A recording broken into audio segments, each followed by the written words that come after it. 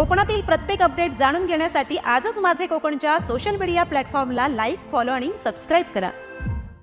पेण उपजिल्हा रुग्णालयात प्रसूतीकाळांनी विव्हळणाऱ्या महिलेला वेळेत तपासणी न केल्याचा डॉक्टरांवर आरोप झाला।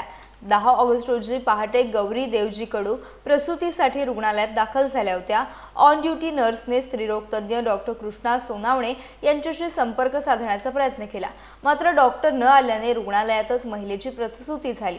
त्यानंतर नर्सला शिवीगाळ करून छत्रीने मारहाण केल्याचा आरोप तक्रारीत करण्यात आला। या प्रकरणी डॉक्टरांविरुद्ध पेण पोलीस ठाण्यात गुन्हा दाखल करण्यात आला आहे। दरम्यान वैद्यकीय अधीक्षक डॉक्टर ज्ञानेश्वर अडसळे यांनी दोन्ही बाजू ऐकून वरिष्ठांना अहवाल पाठवणार असल्याचं सांगितलं आहे। 1.5 महिन्यापासून डॉक्टर कृष्णा म्हणून इथे गायनेकोलॉजिस्ट म्हणून कार्यरत आहेत। दिनांक 9 ऑगस्ट रोजी मी नाईट ड्युटीवर होते।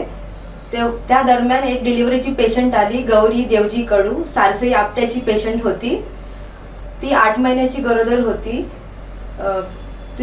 तिला चेक करण्यासाठी डॉक्टर कृष्णा यांना फोन केला। त्यांचा इनकमिंग कॉल बंद होता, त्यामुळे आम्ही त्यांना लेखी कॉल पाठवला सिक्युरिटीकडे, पण ते आले नाही। त्याच्यामुळे आम्ही परत एकदा त्यांना कॉल करून त्यांचा कॉल लागला नाही म्हणून लेखी कॉल पाठवला। परत त्यांनी रिटर्न कॉल केला व ते म्हणाले की पेशंट 8 महिन्याची गरोदर असल्यामुळे तिला तुम्ही अलिबाग सिव्हिल हॉस्पिटलला पाठवून द्या। त्याप्रमाणे डॉक्टर मराठे ड्युटीवर होते, त्यांच्याकडनं रेफरशीट भरून घेतली व पुढच्या हॉस्पिटलला पाठवण्याची व्यवस्था आम्ही सुरू केली, म्हणजे ॲम्ब्युलन्स अरेंज करण्याची व्यवस्था सुरू केली। 108ला फोन केला, 102ला फोन केला, पण 1 तास झाला तरी ॲम्ब्युलन्स काही उपलब्ध झाली नाही।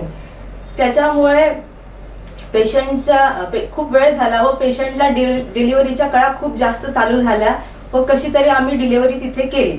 त्यानंतर पेशंटची डिलिव्हरी होत नव्हती म्हणून तिला थोडं इपिसिओटोमी घ्यायला लागली, त्याच्यामुळे त्याला टाके मारावे लागतात नंतर। त्यासाठी डॉक्टरांना आम्ही फोन केला, पण ते काही आले नाही।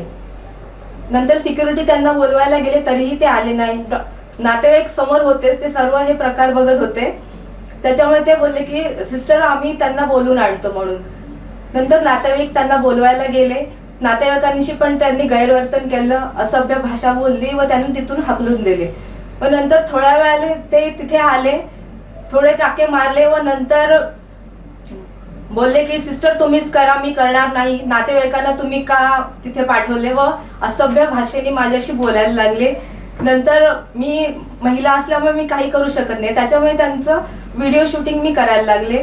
तर त्यांना त्याचा राग आला व त्या छत्रीने माझ्या हातावर 5-6 फटके मारायला लागले।